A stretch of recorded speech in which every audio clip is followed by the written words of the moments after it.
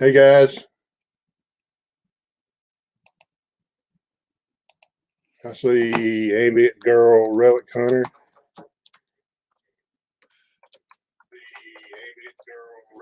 Okay, turn it down. My wife's a mod too, so.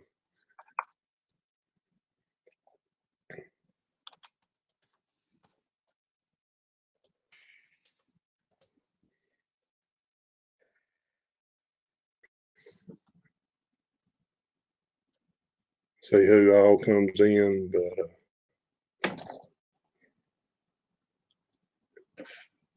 there she is. She's still here. Doing a little different tonight, Ambient Girl. Shay, you want to introduce yourself and kind of tell? I know we ain't got but Ambient Girl here, but Oh yeah, I'm Shay Hoffmaster, also known as Mantic Coins. I've got a YouTube channel, and I have been not so regular lately. I used to do a show where I would search through half dollars for folks, but really my focus now is just doing coin roll hunting and hanging out with friends and doing the coin Q&A panel. The other thing, I'm working on a fairly substantially sized project, trying to that I hope helps the hobby move forward quite a bit, and so that's why I kind of took a break from doing the coin roll hunts. And I hunt coins on a regular basis. I probably do a couple of boxes of half dollars, box or two of quarters a week. And then usually takes me about a month to go through a box of pennies. So my favorite coins, like a 2-cent piece and the half dimes, those are my favorites. And so I'm always looking for variety. That's my favorite thing to do. Exactly. Hi, Paula. Hi, Paula. I want to say, hey, Paula, how are you? Thank you for joining us. Thanks for asking me. You're welcome. Paula, you want to kind of tell what you do, introduce yourself, and they all know me. I hang out on YouTube and bug people on Facebook, and I love errors and varieties, and Shay copied me. I also love the half cent and the 2 cents. So, but I mean half dime. Sorry. Well, I like the half cent. I like the half cent too. I like the half cent too. Okay. Yeah, old copper. But yeah, errors and varieties, they're my favorite. And I like to learn about them and teach about them. So, yeah. Well, I hope you don't think I'm stepping on your toes by doing it this way tonight. Heck no. But like I was telling Shay a while ago, I'll show you a few coins, and then I'm gonna ask you a question in like the beginner in coin collecting. Yeah. And so I mean, it's just gonna be real simple. I mean, just right off the top of your head, but well, Paul, you don't know us very well. Well, but we'll do our best. We'll get started. We're not opinionated or anything. Not at all. We'll go ahead and get started. See if I can remember how to do this, Paula. You're gonna did it. We'll go black a minute here. Hey, North Jersey, Ambient Girl, Linda. Hello, everybody. Hello. And those that don't know, Paula and Shay, Belinda is my wife. Oh. Aww. She's my mom. She's one of my mods. So I know. I was gonna say, and you done and made her a mod. Yeah. Well, she's pretty good at it. She keeps me straight at least. Oh, good. That's all right. this is one. This is not the one I wanted to show, but this is a coin that I did set aside to show tonight. Okay. If a beginner come up to you and showed you this coin, what would you tell them? Well, now just looking at the date. What do you think it is?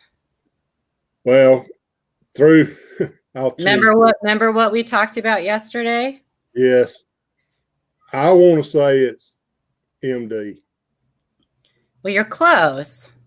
Very I mean, it's they're not the same thing, but they're the two things that we talked about yesterday are common mistakes that new collectors make as far as identifying double dies. This is actually die deterioration. Die deterioration because of the letter, the main part of the letter, and being what I'd say scratchy or got some stuff on it. Correct. Well, those radial flow lines, you saw those, right? And we talked about those, but the appearance of the numbers with that kind of ghosting next to it is die deterioration. In the 55s, they call that the poor man's double die. Correct. Yeah. So if you can imagine that these dies are being, they're hammering together really fast, right? And hitting metal, and that those letters, those fine detailed letters, I mean, that metal around there is wearing down. It's it's deteriorating. So they call it die deterioration, right? And that what that means is as those letters are wearing away on the die, the metal fills those spaces. Right. And so it gives you that ghosting look that you see around the 2 and the bottom of the 5, and around the bottom of the 2 and 0 and 1. So yeah, and the in the die itself, those devices are sunk in. They're in cues. Right. So when they start to wear off, that area is not as deep. So the metal has to go somewhere. There's only so much metal used to fill those spaces in the die.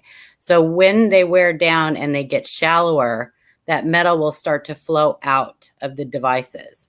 Correct.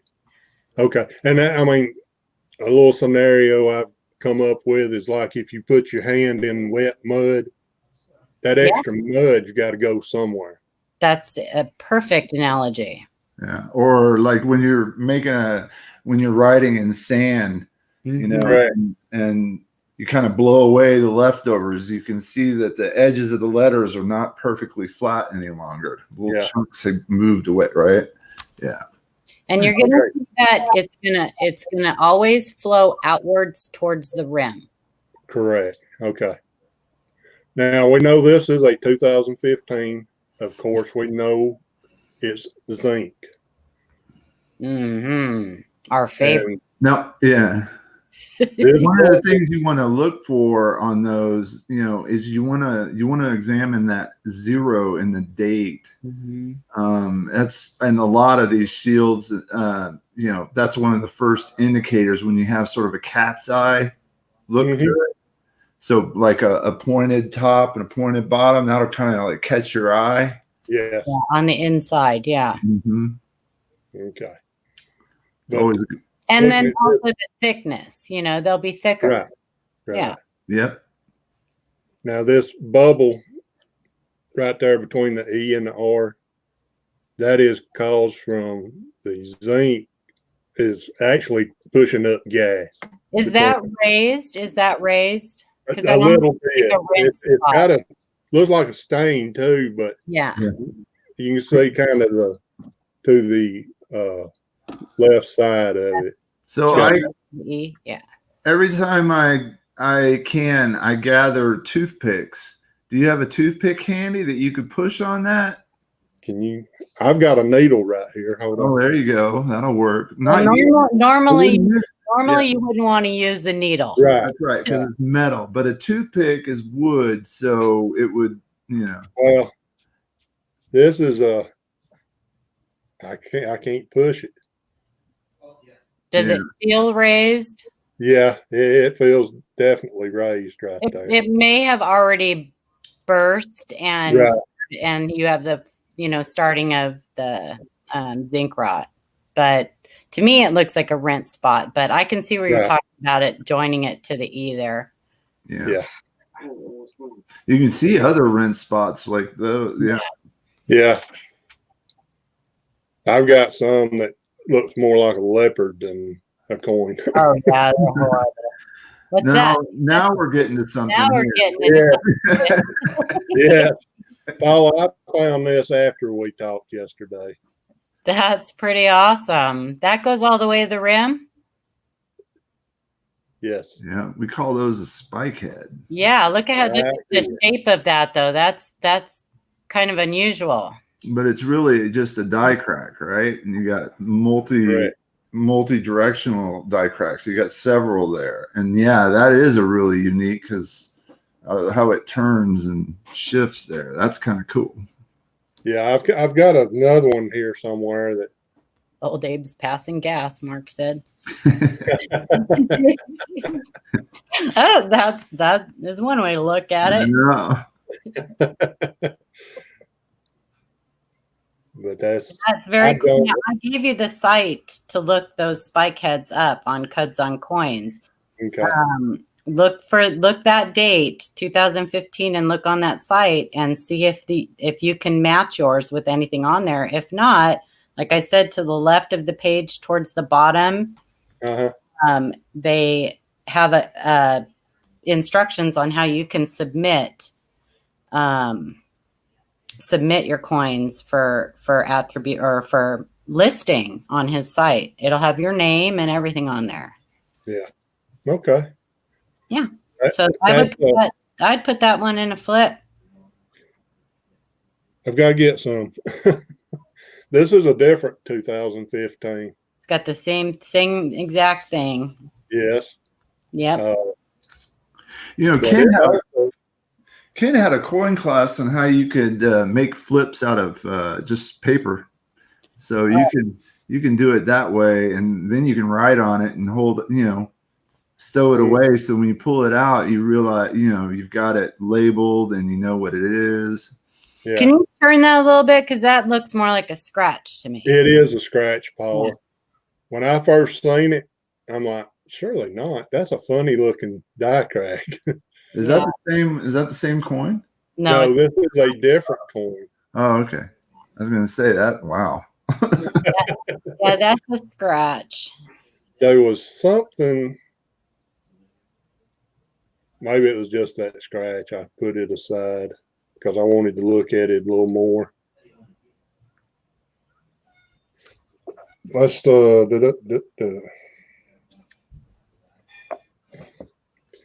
Okay, we have another 2015. Seemed like I found a bunch of 2015s with something wrong. Yeah, there's another one. Yeah, somebody parted his hair. Yes. Yeah, that spike head goes right through the W and the W. Yep. Goes all the way down. That's about just above his ear. Mm-hmm.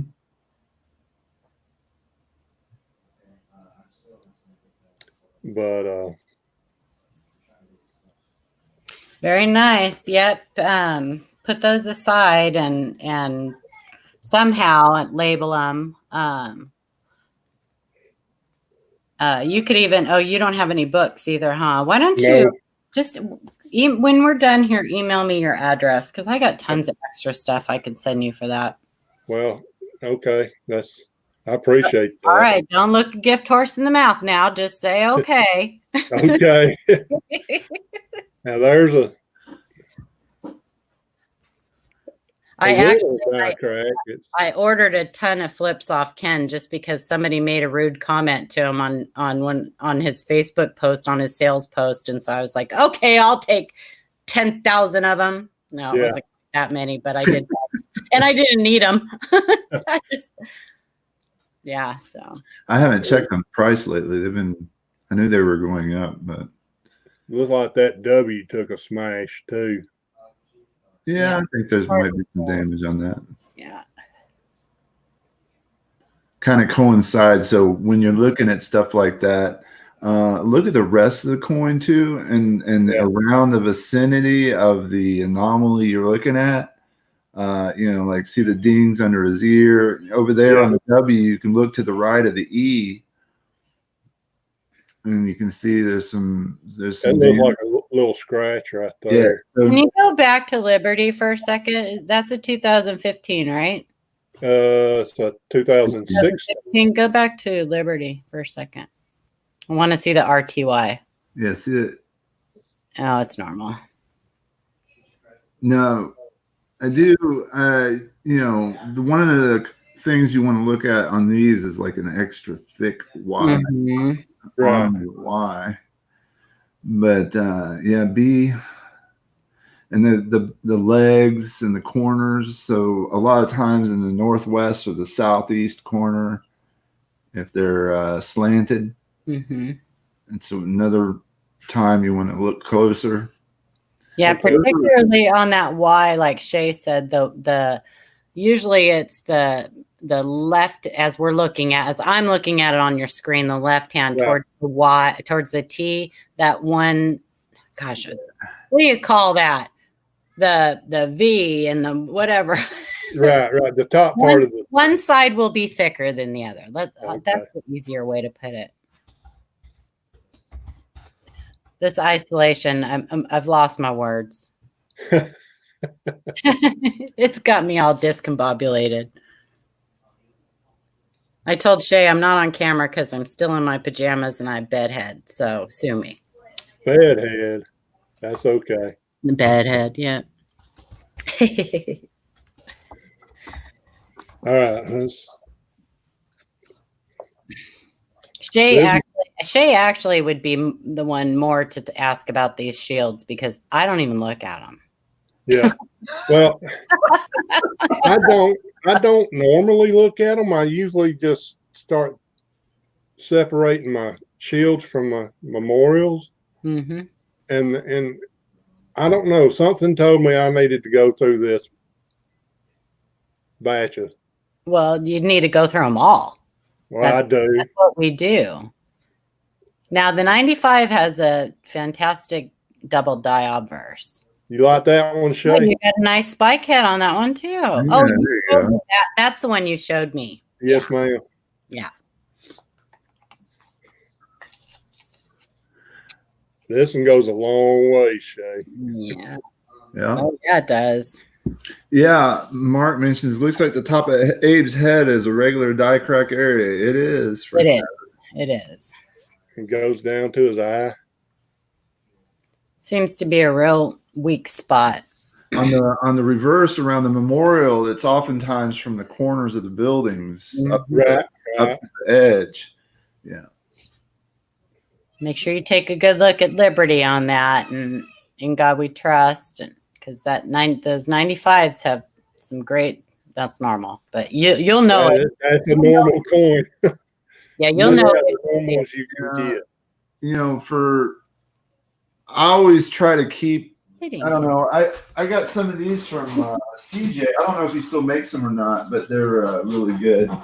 And you can make yourself a set of regular pennies. Like you could have a whole bunch of these. Uh-huh.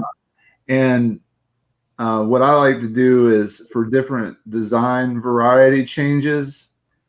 So for instance, having a 82 small date set of different grades, Yeah. and then being able to reference that set when you're looking through 82D small dates or 82, you can kind of see what the difference between the coin you're looking at and a reference coin that you know is normal.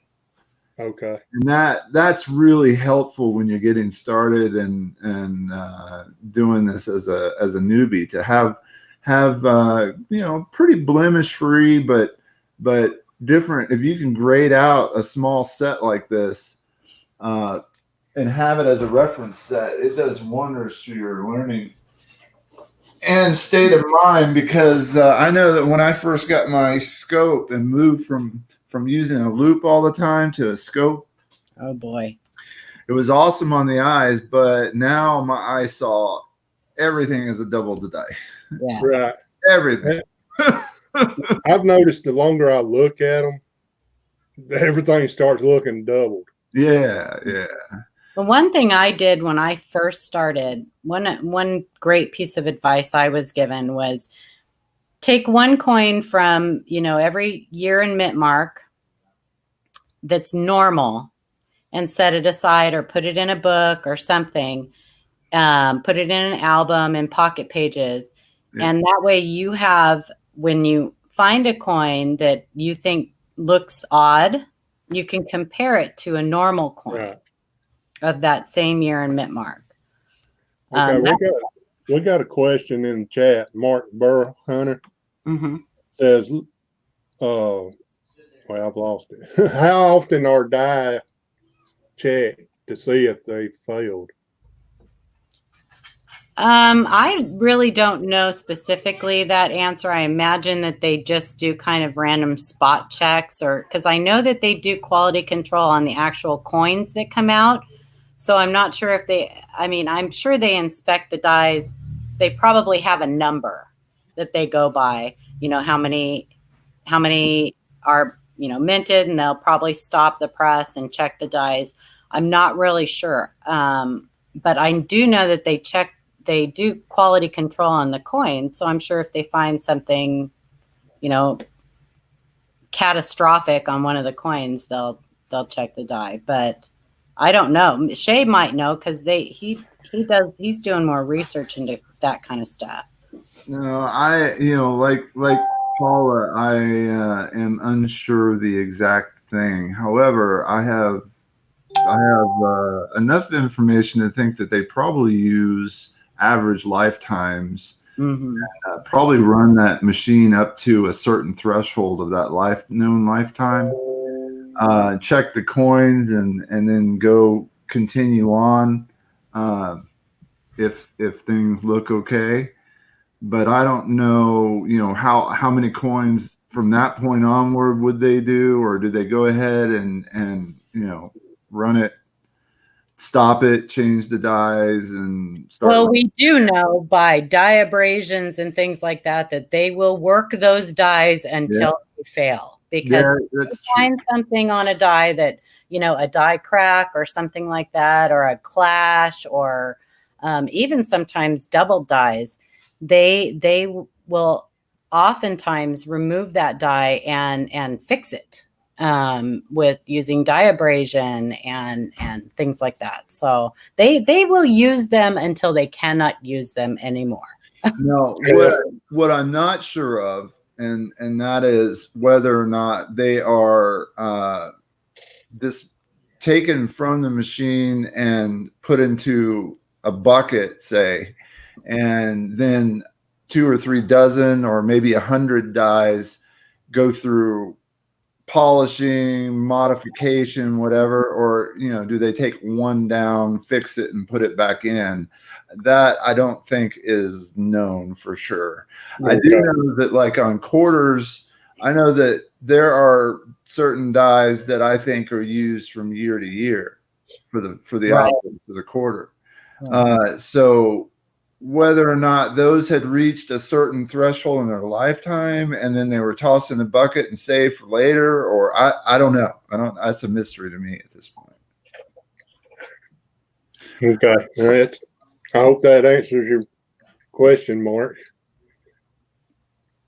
This was one of the first ones that really threw me off with the bottom of the P. I don't. think I see anything but dye deterioration. Dry deterioration. Yeah. That's it. You got flow lines, radial flow lines. I told him about that, the ridge ring starting there. Yeah. Yeah. Yeah. This one really threw me off because it was toward the end of a couple of rows I'd done, and my eyes was crossing, and It happens, especially with those shield scents. no spike head on this one. And I'll tell you, the with me at least, the more coins I search and don't find anything, the harder I look, and the more prone I am to start seeing like Seeing things that's not there. Elvis and yeah, all kinds of weird things. Your mind wants you to see something. Right. That was the first one that ever just throwed me off.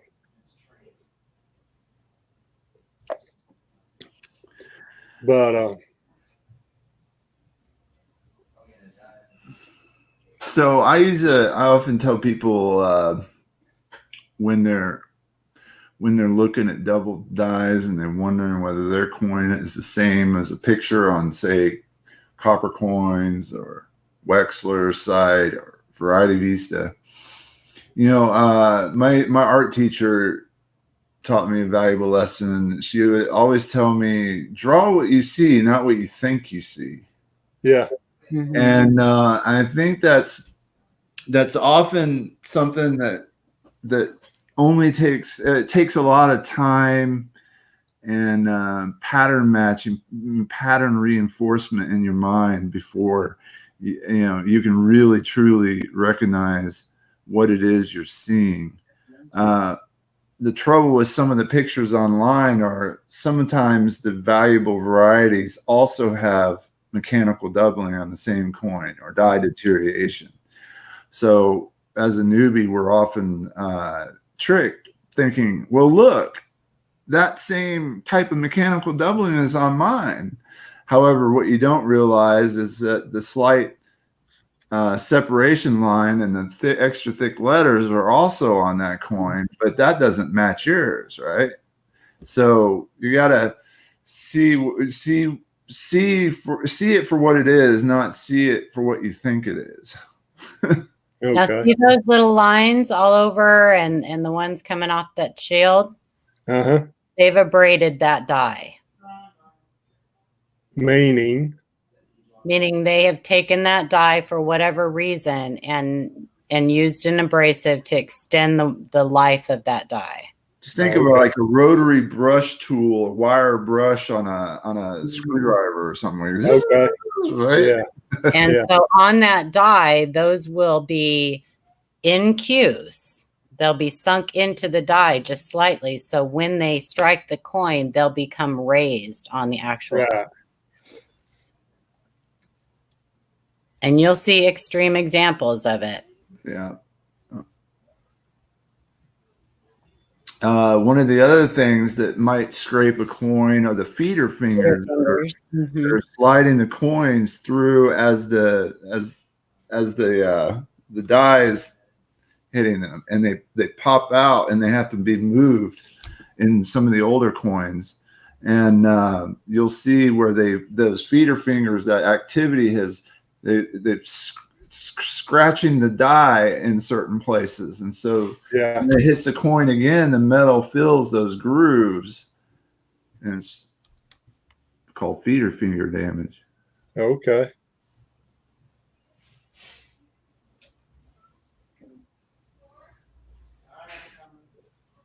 Yeah, you see those. Sometimes you can get really, really extreme examples of dye abrasion.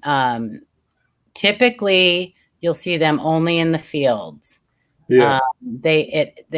We have found out that on some coins, they'll use a round rotary brush. And so those abrasions will get down into the sunken parts on the die. But typically you'll see them in the fields of the coin, and they can be in all different directions, and it actually will look like somebody took something themselves and scratched the coin. But one of the ways you can tell is there'll be fine raised lines on the coin, and they typically won't go onto the devices Right.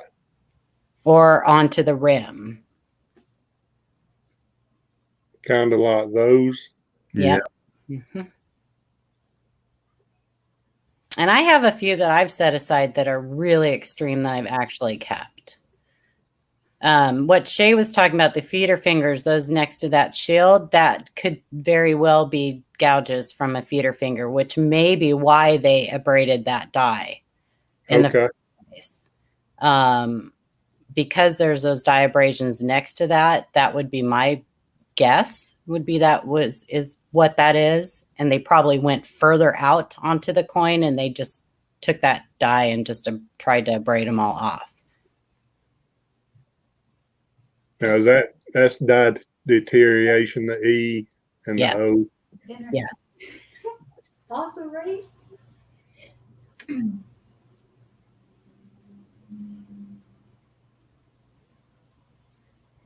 Hey, Adriana. Hi.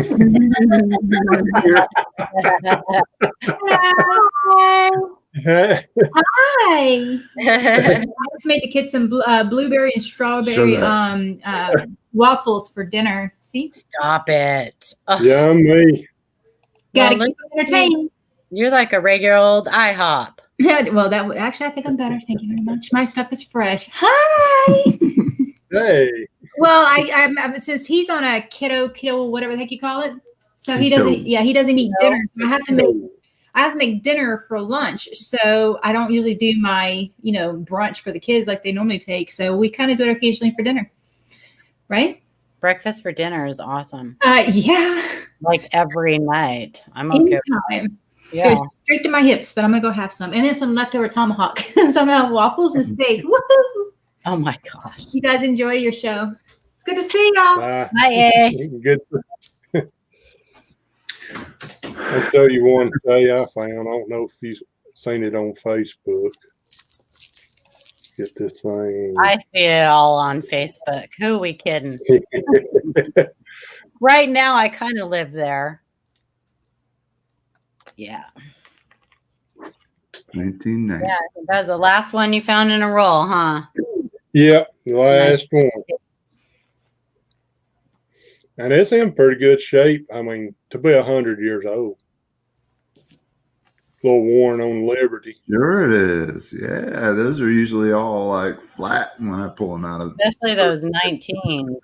Yeah. Now, I imagine that was probably a very well struck, very nice coin when it first was out. Got a little weakness on ST and Trust. Yeah.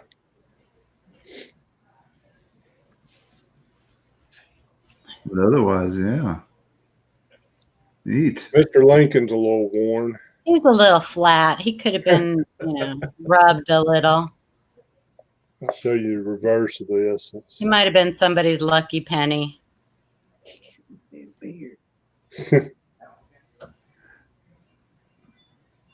And I apologize to everybody in chat. My chat froze. Oh, are you using the StreamYard chat or the YouTube chat? I guess I'm using StreamYards, I guess. Yeah, if you pop out the chat from YouTube, it won't freeze, but That's what I got my wife for. She can read the questions to me. So, guys, if y'all got any questions for Shay or Paula,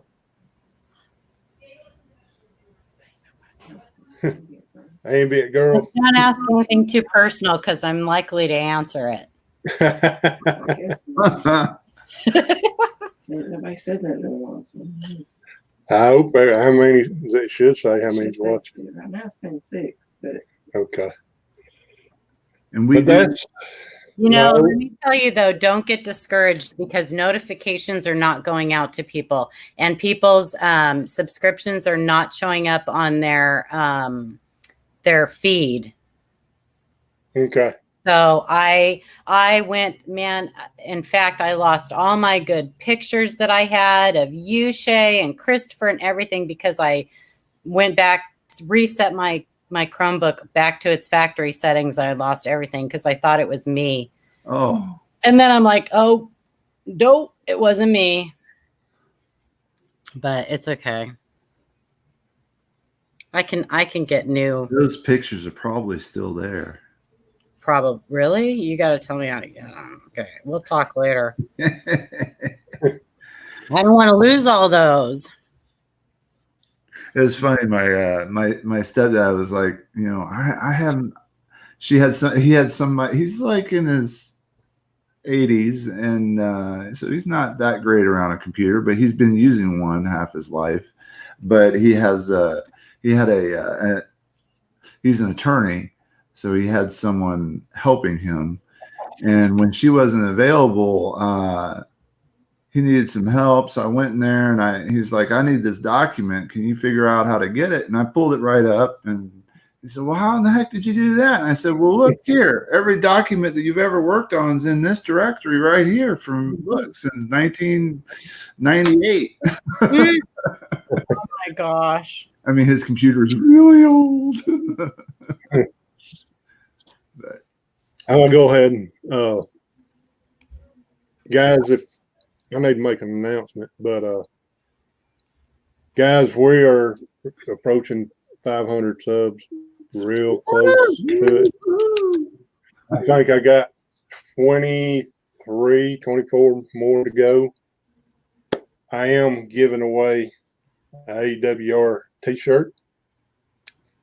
Very nice. And Gonna have to tell trying to Ken about that. He likes the free t-shirts. but as soon as we hit 500, we'll put the contest up on YouTube and Nice. win you a free t-shirt from detectives.com. I hooked up with them last year, and Ambit girls all excited for t-shirts. But They are so nice. They we'll walk. try to get some other stuff up and give it away along in the contest. So Well, y'all be congratulations. looking for that. I know Yeah, a that's real- awesome. We'll make sure and promote you around for sure. How long I have you been appreciate doing, that. how long have you been doing coins? I just started coins this year. I mean, I've always had an interest in it. Mm-hmm. I mean, my Well, just- very first coin I ever collected. Case is cracked. It's a 1971. Nice. Did Of you course, just I've had it put that in your pocket? All my stuff is sitting I'm like, right no, here. the case is cracked. You're sitting on it. No,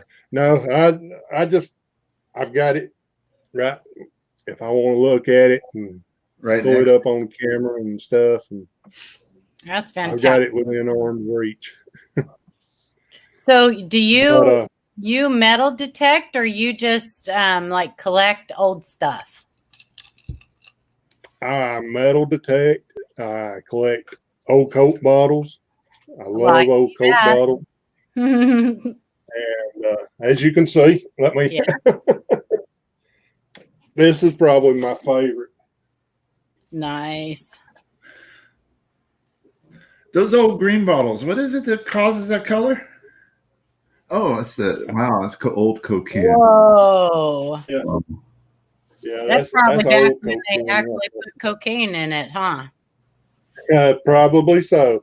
But it's That's really cool. seen its better days. There's some history there, boy. Yeah. I mean, you can even see the scene where they put it together. So what's the oldest or the best coin that you ever dug? You just want me to pull it out, wouldn't you? It'd take a minute to find it. I did find a 1951 Rosie, Very nice. Nice. and in the same hole was a fire department pendant Maltese cross. It was 925 in Wow. the same hole or next to each other. So that's the oldest coin I've, as far as silver. Now I dug some wheat pennies, but I don't remember what year they was. I've got them put up too.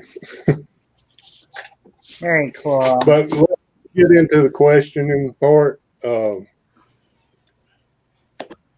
This either one can answer, or each one give an answer. It don't matter. This first question, let's pretend like I've never even looked at a coin.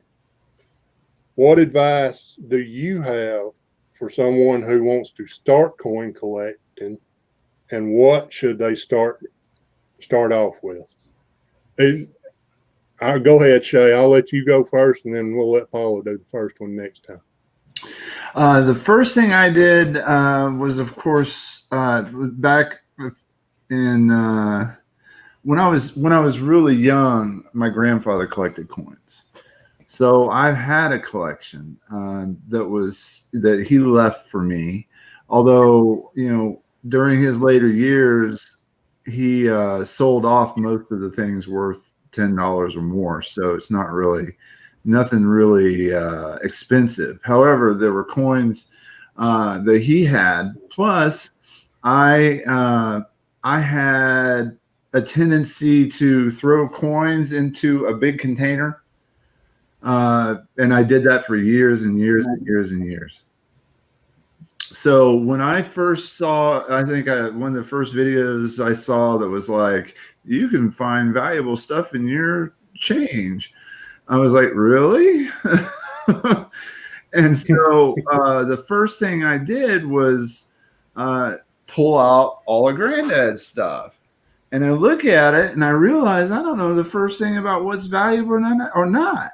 So I go to Barnes and Noble, and I see a red book, and I grab it and I run home. And of course, every coin I have on that far right column, I've got, look, honey, I've got $1 million coin. So, all these are things that everybody goes through. And I would say, you're in for an adventure. And it's a long adventure. It's not something you're going to learn overnight. It's not something instant. The thing that you can do is to look at your coins that you have. And I would say that coin collecting isn't all about just finding the most valuable coin and turning around and selling it. To do that successfully as somebody who's never handled coins before is probably really rare. I mean, more rare than the coins that you might find. So the reason I say that is because, you pick up a coin and you touch its surfaces as a newbie, and you don't realize you're leaving oil on the surface of that coin. So in a couple of weeks, when you come back to it, your coin's going to have fingerprints on it. Maybe in a month, maybe in 2 months. And so the first thing I want to tell everybody is that if you're going to do it, learn how to curate your coins correctly. Learn how to figure out what damages them and how to hold them. At least hold them by the edges, and don't let your kids lick on them or the dog or anybody like that. And figure out a way to store them safely so you can put them up and pull them out without them being left in the dust and the air and people walking by and falling on the floor or stuff like that, right? It's, almost you have to kind of exalt them or treat them like all of them are rare and starting out so that you don't mess them up. But as you learn more, you'll figure out what you want to hold on to and what you want to give back, because it's important to give it back, because that fuels you're getting more to look through. And that just grows and grows as you learn more.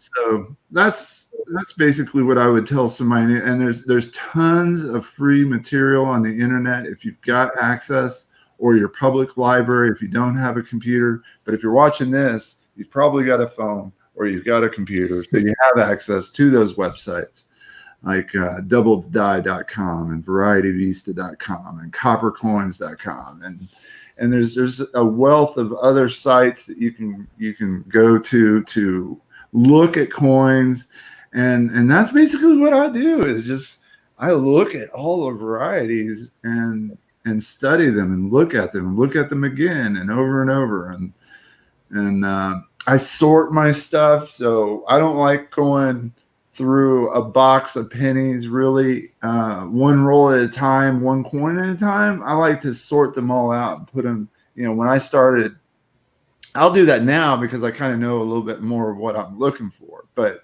early on, put all the 82s in a cup, put all the 83s in a different cup, and so on and so forth. And you'll have cups everywhere.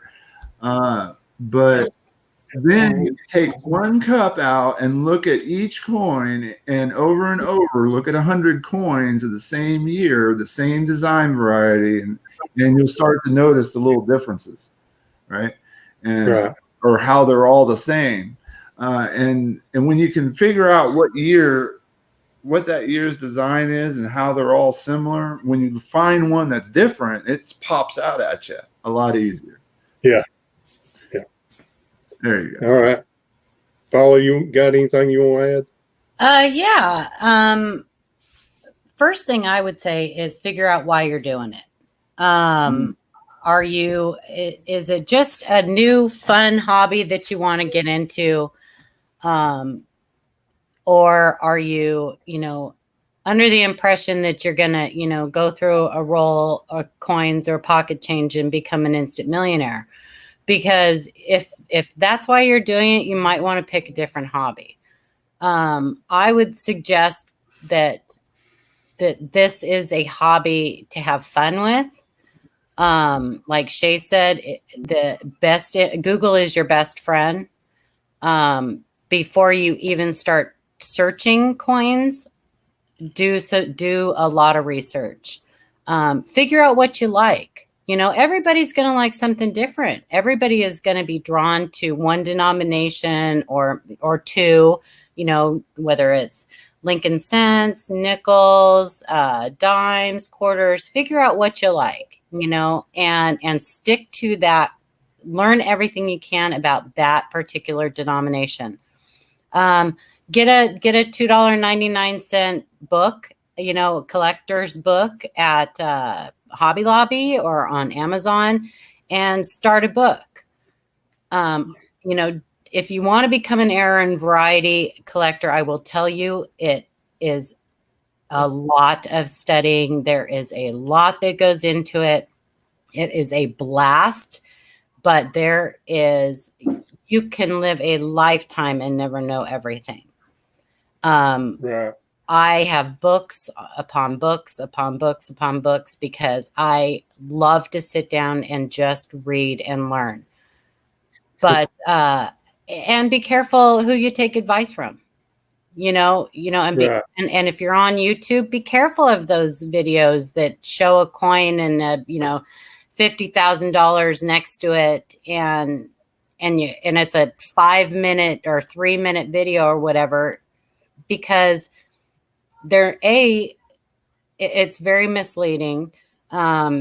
B, if it's that valuable, it's because it is super rare, and the odds of you finding your pocket change are near zero. And 3, they don't teach you anything. They don't teach you how to find that coin, how to identify it, anything like that. If it's a short video, what are you going to learn from that? So when you're on YouTube, search out videos that are educational for that. But yeah, if you're doing it for fun and you're doing it because you are just loving it and that you like a good Easter egg hunt, it's perfect hobby for you. Yeah. I tell you, That's you'll always know. Go ahead. You'll always know when you see a video where they're just trying to get views and whatnot, because they show you a valuable coin and maybe tell you a mintage and maybe describe the issue going on, but they don't tell you how. They don't show you the pickup points, all the various aspects of a doubled die. You know, like they just show you a quick picture of a doubled die, and it might be on the word trust or something. Well, they don't show you the, you know, Liberty is also doubled, or they don't tell you the class of the doubling, or they don't, you know, they don't explain the rarity of that coin, or and I think that a lot of us, you know, should go through the motions of learning what they're saying. Like a lot of them are error coins, right? And a lot of times, the differentiator between an error and a variety is the error might be a one-time event. And so a lot of times errors can happen over all the spectrum of coins and it be called the same thing. You know, like a off center or misaligned die or a cut or, you know, all the die cracks that you were showing. Those things can happen on any coin, right? And for some of those errors being more valuable than others just takes one, knowing what the error is so that you can spot that error, right? When you see it and change. And the other is understanding what buyers are looking for. Where's the what is the market like? You might not find anybody willing to pay a premium for die cracks. You can certainly find some interest. Like Jeffrey Schumacher, you know, for a certain year, he might actually pay you a few bucks for a cracked skull, right? Because he's doing study on that. Or, you know, and that's basically just what I'm trying to say is that as you learn what those errors are, and there's a site called errorref.com that I think you should all go read over and over and look at all the pictures and click through and study that. That way, you know, I think of life when I'm walking down the street. I don't know if you've ever found money before, but I think all the time. You know, life is a whole bunch of things that happen to you in life, and oftentimes people are lucky and they come across something. Well, I still feel like I am at some point going to get lucky because I'm observant, and they've done studies on this about people that are more observant happen to be more lucky. And it's because they're looking around at the world. They're observing things and they see things. If you're straight on just walking down the road and you never look to the ground, you're never going to see that penny. I've seen people walk right past a wad of money sitting on the ground. I picked it right up. Like, whoa, yeah. You know? Well, yeah. And, you know, one of the things we love about doing this hobby is you can find, you know, a $5, $10, $20 Lincoln cent in a box of pennies. And when you find that, it's like, you know, like the clouds have opened up, you know. Exciting. But I challenge people to ask around, especially these people that put these videos out, and ask them how many of these $1,000, you know, $10,000, $12,000, $15,000 coins they have found themselves. Ask them if this hobby has made them rich. There are people in this hobby, especially error and variety collectors, who have become rich on things they have found themselves in pocket change or in coin rolls. So if you're not doing the love of the hobby, you're doing it for the wrong reasons, and you're going to be very disillusioned. Very disillusioned. My wife found some, I think it was a 1952 silver quarter in change. And that's awesome when you find that kind of stuff.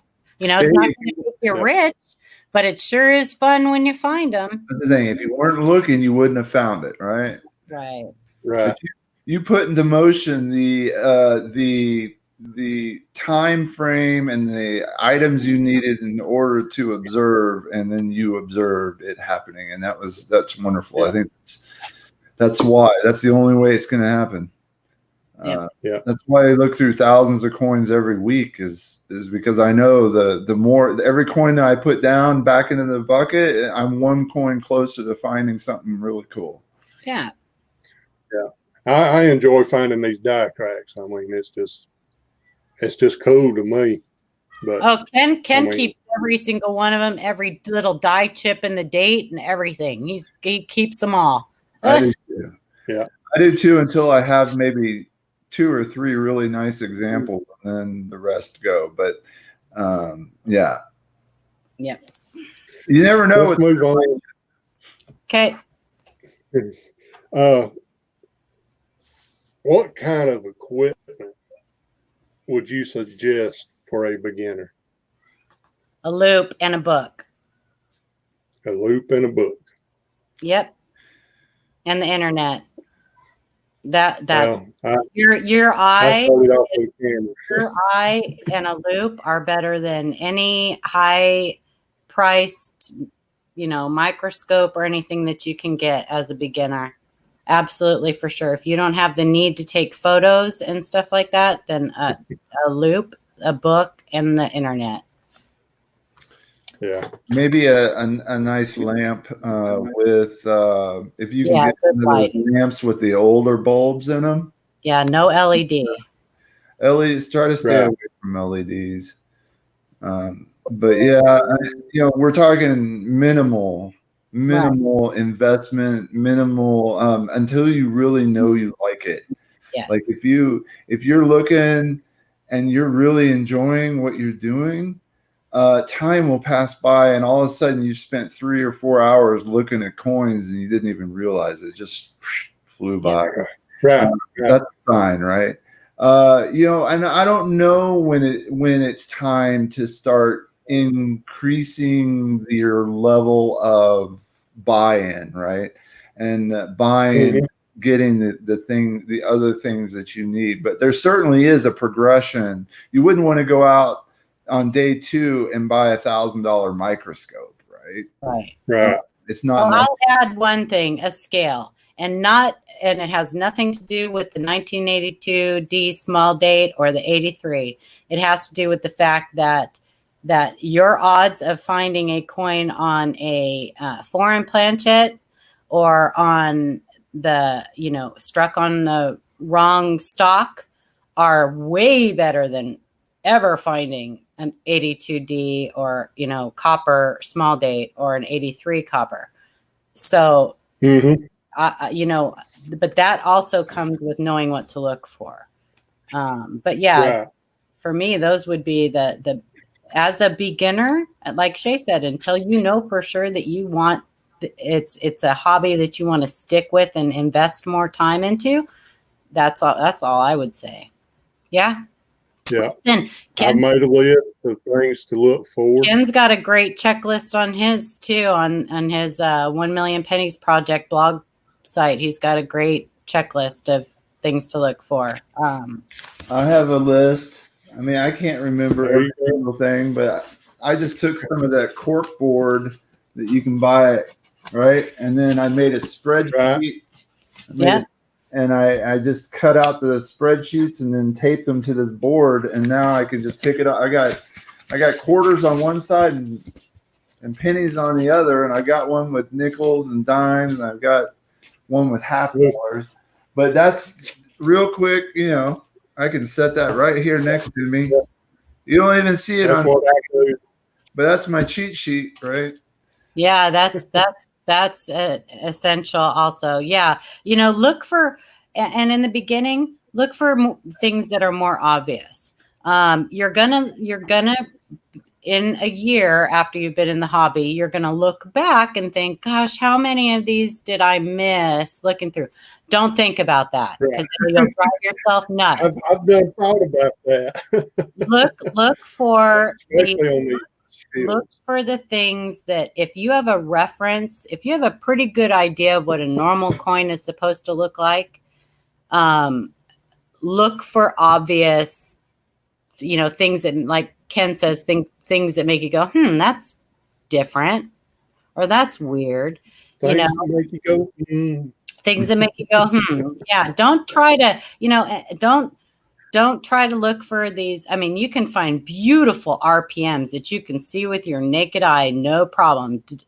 Don't try to look for these 1960D RPM 00 365 million thousand whatever. Because there's a lot. That's later. So put them in a jar and save them for later. Yeah. Right. One last question. Okay. Shay's got to go. He's informed me he's got to go help Amanda, but and Shay kind of touched on this a little bit. How do they protect their coins?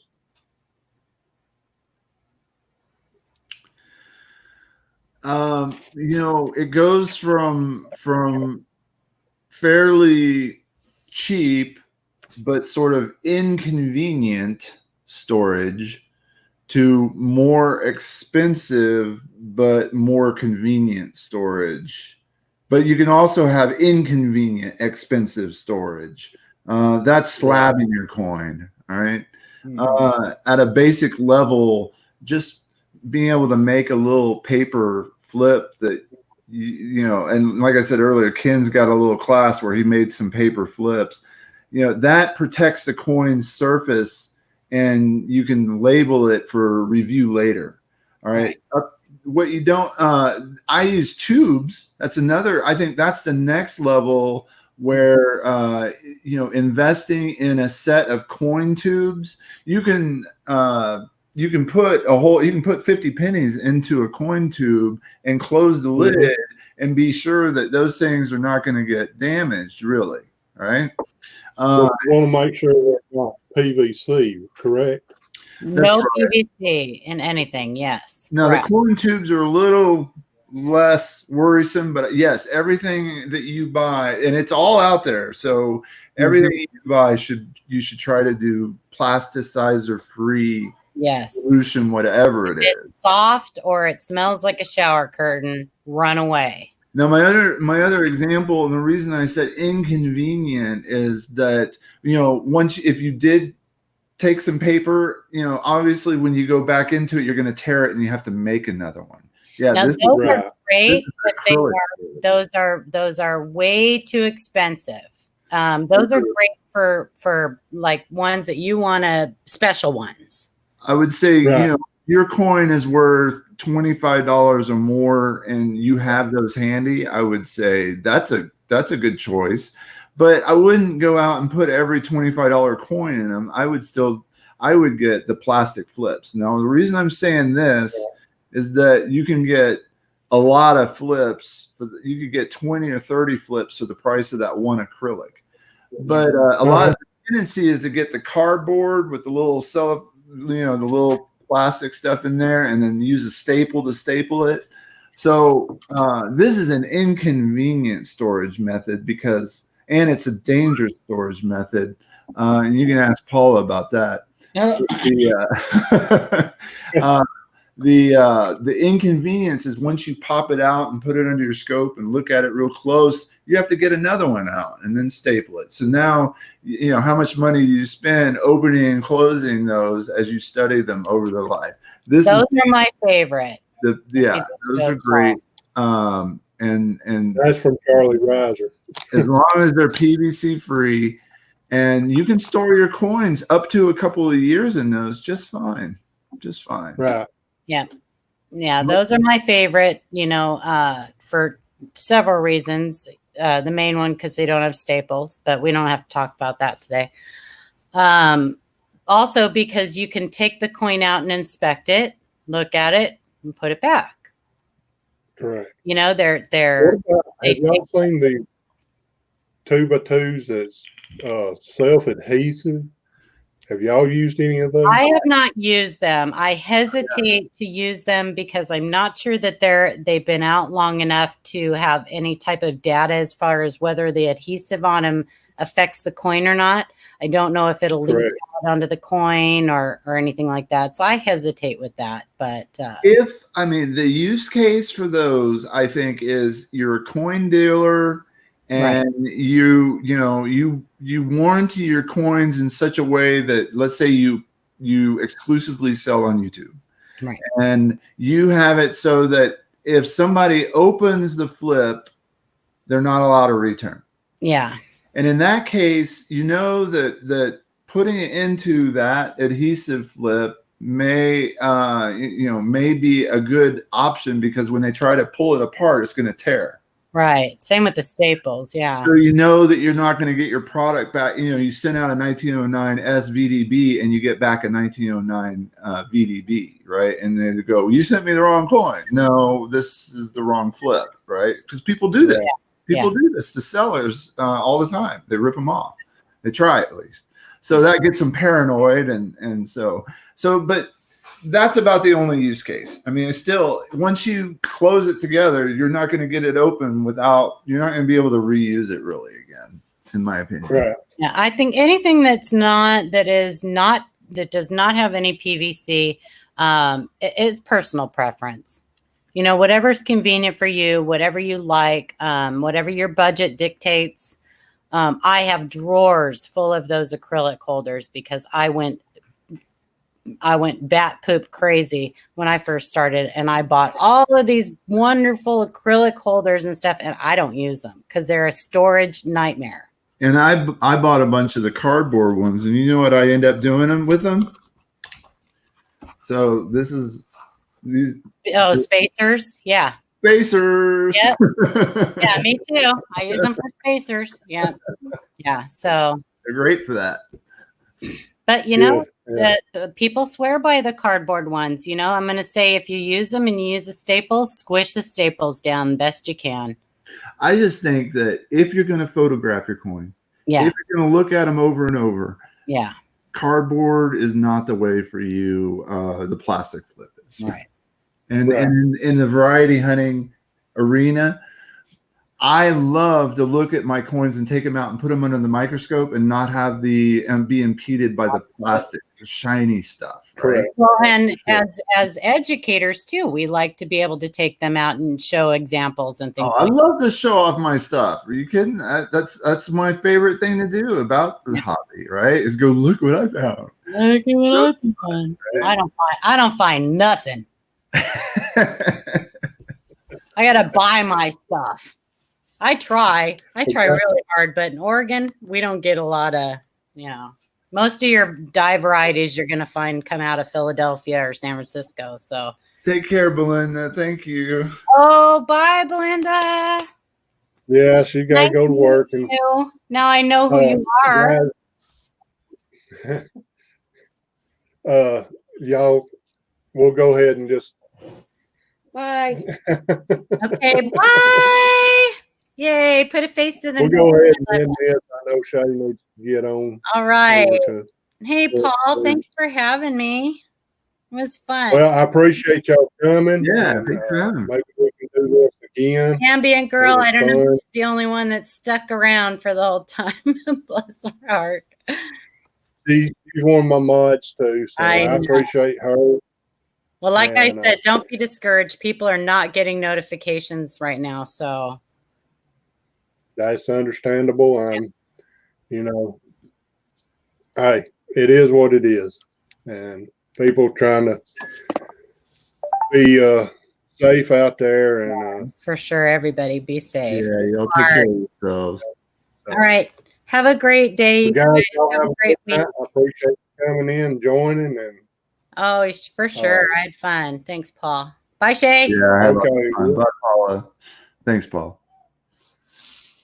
Y'all have a good night. Take care.